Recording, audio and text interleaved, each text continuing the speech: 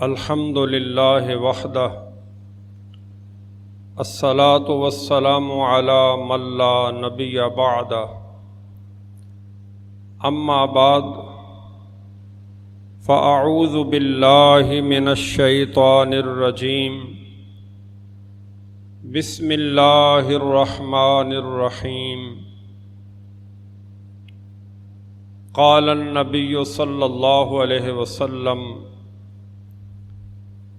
خیرکم من اطعم الطعام صدق اللہ العظیم الصلاۃ والسلام علیک یا رسول اللہ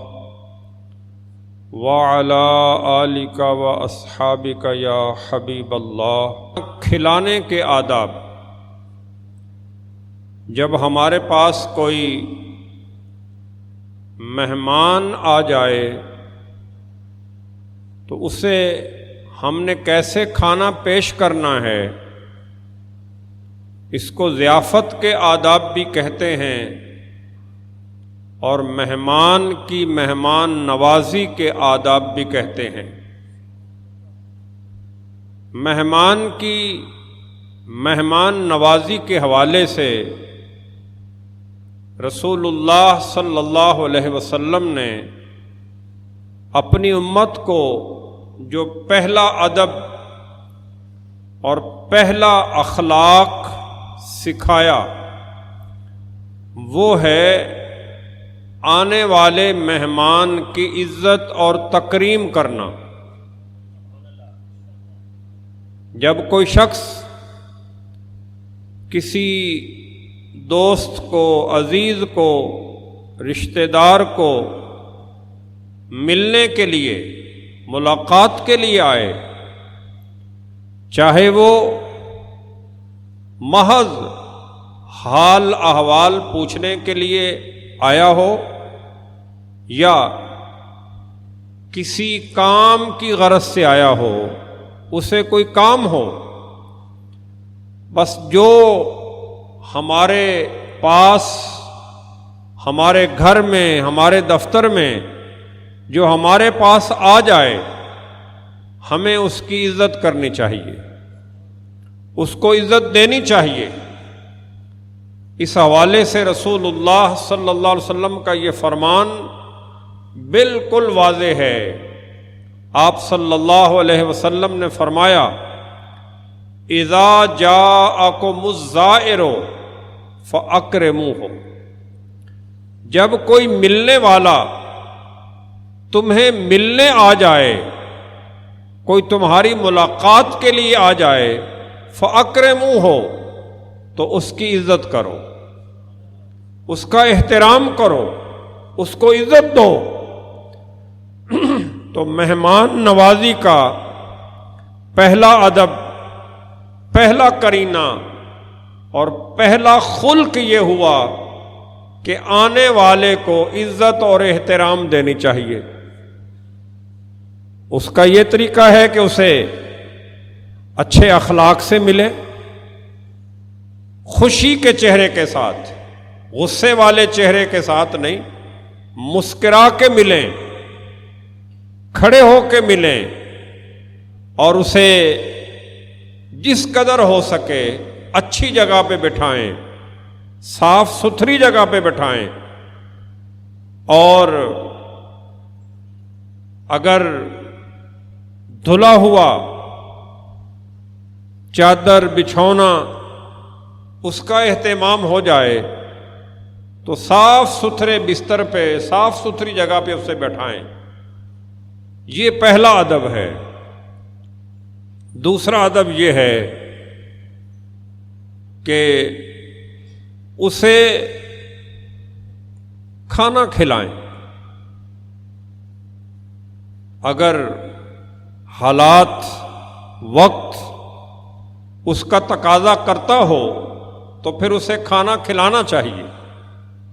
اور کھانے میں بھی ضیافت کرنی چاہیے۔ اگر گنجائش اور وسعت ہے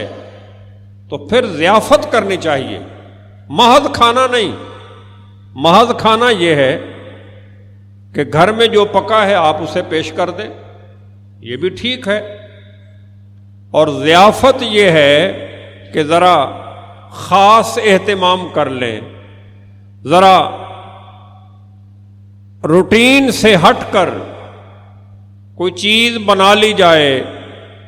جو مہمان کے لیے اس کی عزت میں، اس کے اکرام میں اضافے کا باعث بنے۔ اور جب کھانا مہمان کو پیش کیا جانے لگے تو پہلا ادب یہ ہے کہ دسترخوان بچھایا جائے۔ یہ تو سب کے لیے ہے، ہم خود کھائیں، اکیلے کھائیں، گھر والوں کے ساتھ کھائیں، دوستوں کے ساتھ کھائیں، خود کھائیں یا مہمان کو کھلائیں، دسترخوان بچھا کر ہی کھانا کھانا چاہیے۔ رسول اللہ صلی اللہ علیہ وسلم نے فرمایا، لا تزال الملائکۃ تصلی علی احدکم ما دامت مائدتہ بین یدیہ حتی ترفع۔ فرشتے تم میں سے ہر ایک کے لیے رحمت کی دعا کرتے رہتے ہیں جب تک دسترخوان تمہارے سامنے رہتا ہے، حتی ترفع،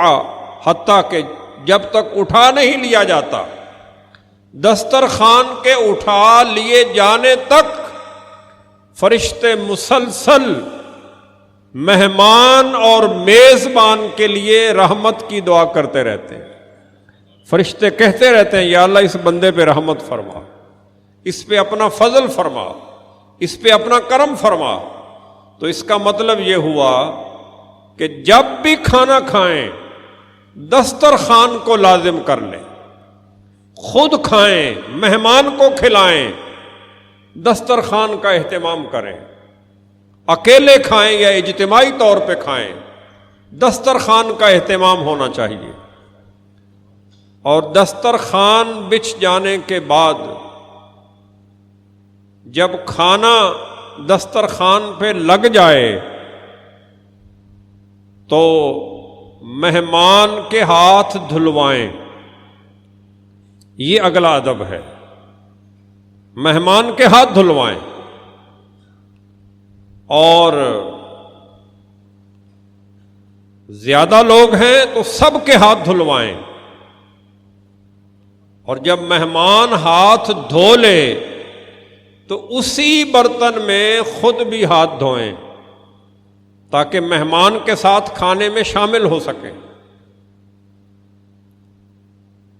حدیث کے الفاظ یوں ہیں، اجمعوا وضوءکم جمع اللہ شملکم۔ نبی کریم صلی اللہ علیہ وسلم نے فرمایا، اپنے کھانے سے پہلے ایک ہی برتن میں سب ہاتھ دھویا کرو، اس کی برکت سے، اس عمل کی وجہ سے اللہ تمہارے باہمی انتشار، افتراق اور لڑائی جھگڑوں کو ختم فرما دے گا۔ اب تو ترقی آ گئی، اور ترقی کے ساتھ ساتھ کیونکہ ترقی غیر مسلموں کی طرف سے آئی، ہم نے تو اڈاپٹ کیا، تو کئی قباحتیں بھی آ گئیں، کہیں بلکہ اکثر اس ترقی کی وجہ سے رسول اللہ صلی اللہ علیہ وسلم کی سنتیں فوت ہونے لگی، سنتوں کا ضیاع ہونے لگا۔ تو جب کھانا کھانا ہو تو ایک برتن رکھا جائے، مہمان کے ہاتھ اس میں دھلوائے جائیں، زیادہ مہمان ہیں تو سب باری باری اسی برتن میں ان کا پانی، ہاتھ دھونے کا پانی اسی برتن میں جمع ہو، اور مہمان جب ہاتھ دھو لیں وہ پانی ایک ہی برتن میں جمع رہے، پھر صاحب خانہ بھی اپنے ہاتھ اسی میں دھوئے۔ اب تو وہ بیسن لگ گئے، پہلے ایک دھوتا ہے وہ پانی بہہ جاتا ہے، پھر دوسرا دھوتا ہے تو بہہ جاتا ہے، یعنی پانی جمع نہیں ہو پاتا۔ پانی جمع کرنے کا حکم دیا جا رہا ہے، اجمعو، حضور حکم دے رہے ہیں، مشورہ اور رائے نہیں دے رہے، حکم ہے یہ کہ جب تم نے مل کے کھانا ہو، گھر کے افراد نے کھانا ہو یا مہمانوں کے ساتھ تم نے کھانا ہو، مہمان کی مہمان نوازی کرنی ہو، اجمعو، جمع کرو اپنے وضو کے پانی کو، اپنے ہاتھ دھونے کے پانی کو جمع کرو کسی برتن میں، یعنی پہلے ایک دھوئے اس کا پانی بھی وہیں جمع ہو جائے، دوسرا دھوئے اسی برتن میں جمع ہو جائے، تیسرا دھوئے اسی برتن میں جمع ہو جائے۔ یہ پانی جب جمع ہوتا ہے تو اس کے اثرات کیا ہیں؟ جمع اللہ شملکم، اللہ تمہارے انتشار اور لڑائی جھگڑوں کو ختم فرما دے گا۔ بظاہر یہ بات عقل کو نہیں لگتی، لیکن یہ رسول اللہ صلی اللہ علیہ وسلم کا فرمان عالی شان ہے، یہ حق پر مبنی ہے اور عقل کو نہیں لگتی، لیکن میڈیکل سائنس والوں کو اب سمجھ آ گئی ہے۔ جو صدیوں پہلے حضور نے ارشاد فرمایا تھا، میڈیکل سائنس والے کہتے ہیں یہ کھانے سے پہلے ہاتھ ایک ہی برتن میں دھونے سے جو پانی جمع ہوتا ہے، اس سے جو ریز نکلتی ہیں، پانی سے جو شعائیں نکلتی ہیں، وہ لوگوں کے دلوں میں نرمی کا باعث بنتی ہیں اور دل یکجا ہو جاتے ہیں۔ یہ انتشار، لڑائی جھگڑے، ایک دوسرے سے دوری، یہ دلوں میں انتشار پیدا ہوتا ہے تو پھر عملی طور پہ ہم ایک دوسرے سے علیحدہ ہو جاتے ہیں، اور وہ ریز جو پانی سے نکلتی ہیں وہ دلوں کو نرمی میں بدل دیتی ہیں، اور جب دل نرم ہوتے ہیں تو پھر محبتیں ہوتی ہیں، پھر انتشار نہیں ہوتا، پھر افتراق نہیں ہوتا، پھر لڑائی جھگڑے نہیں ہوتے۔ میں نے آپ کو یہ بات پہلے بھی سنائی ہے، اپنے پیر صاحب کی خدمت میں بیٹھا تھا، ایک صاحب آئے، کہتے حضور بچے آپس میں بڑے لڑتے ہیں، کھاتے پیتے ہیں، کاروبار ٹھیک ہے نہیں، پر لڑائی نہیں ختم ہوتی۔ تو پیر صاحب نے فرمایا دو کام کر لو،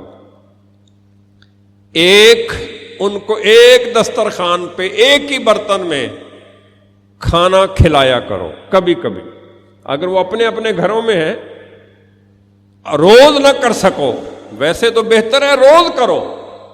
روزانہ نہ کر سکو تو کبھی کبھی ان کی دعوت کیا کرو، اور سب مل کے، تمہارے بیٹے بیٹیاں بہویں سب مل کے ایک ہی برتن میں ایک ہی جگہ سے کھانا اٹھا کے کھائیں، اور ایک ہی برتن میں ہاتھ دھلوائیں ان کے۔ پھر آپ نے، میرے پیر صاحب نے یہ حدیث پڑھ کے سنائی، اور اگلا نسخہ یہ بتایا کہ درود پاک گٹھلیاں لے لو، ایک برتن میں رکھ دو، گھر کا جو فرد آئے وہ اس میں سے اپنی مٹھی ایک گٹھلی اٹھائے، ان گٹھلیوں کو پڑھے، درود پاک پڑھے، اور ان گٹھلیوں میں جو زیادہ ہیں ان میں جمع کر دے۔ کہا یہ کرو، یہ بڑا مجرب نسخہ ہے، کرو گے تو تمہاری اولاد میں، تمہارے خاندان میں لڑائی جھگڑے ختم ہو جائے۔ تو یہ حضور کا فرمان عالی شان ہے، اجمعو ودوءکم جمع اللہ شملکم، اپنے ہاتھ ایک ہی، اپنے ہاتھ دھونے کا پانی ایک برتن میں جمع کیا کرو، اللہ تمہارے اندر کی جو نفرتیں ہیں وہ ختم کر کے محبتوں میں بدل دے گا۔ اس سے اگلا ادب یہ ہے کہ کھانا جب مہمان کے آگے رکھا جائے تو زیادہ رکھا جائے، یعنی ایک بندے نے کھانا ہے تو کھانا 2 کا ہونا چاہیے، 3 کا ہونا چاہیے، اور میزبان صاحب خانہ ساتھ شامل ہو جائے۔ ظاہر ہے مہمان تو 1 ہے 2 ہیں، انہوں نے تو اتنا ہی کھانا ہے جتنا وہ ان کی توفیق ہے، باقی بچ جائے گا، لیکن اس بچے ہوئے کو ظاہر ہے گھر والے کھائیں، اس کے فوائد کیا بات ہے؟ اس کا فائدہ یہ ہے کہ گھر میں برکت آئے گی، اور اللہ اس کھانے پر حساب کتاب نہیں فرمائے گا۔ رسول اللہ صلی اللہ علیہ وسلم نے فرمایا لا يحاسب العبد على ما يأكله مع اخوانه، اللہ اس بندے سے اس کھانے کا حساب نہیں مانگے گا جو وہ اپنے دوستوں احباب اور رشتہ داروں کے ساتھ بیٹھ کر کھاتا ہے۔ امام غزالی نے کہا کچھ زیادہ رکھا جائے، جو مہمانوں نے اور گھر والوں نے مل کے کھا لیا اس کا کوئی حساب نہیں، اور جو بچ گیا چونکہ اس میں ملاوٹ شامل ہو گئی، سب نے جمع ہو کے کھایا تھا، جو بچ گیا وہ گھر والے کھائیں گے، اس کا بھی حساب کوئی نہیں ہوگا، اور اس کی برکت آئے گی، اس کی برکت آئے گی، گھر میں رزق میں اضافہ ہو جائے گا، تھوڑی شے بھی کافی ہو جائے گی۔ اصل تو برکت ہی ہے۔ عددی طور پر تو آج ہماری تنخواہیں، ہمارے معاملات بڑے ہیں، لیکن پوری پھر نہیں پڑتی۔ اصل کیا ہے؟ برکت اٹھ گئی ہے۔ کچھ تو ہمیں وہ برکت کے حصول کے طریقے نہیں آتے، کچھ ہم رسول اللہ صلی اللہ علیہ وسلم کی سنتوں سے غافل ہونے کی وجہ سے ہم خود اپنے لیے برکت کے دروازے بند کر دیتے۔ وقت ہو گیا ہے، کچھ باتیں رہ گئی ہیں، اب اگلے جمعہ۔ وآخر دعوانا ان الحمد للہ رب العالمین۔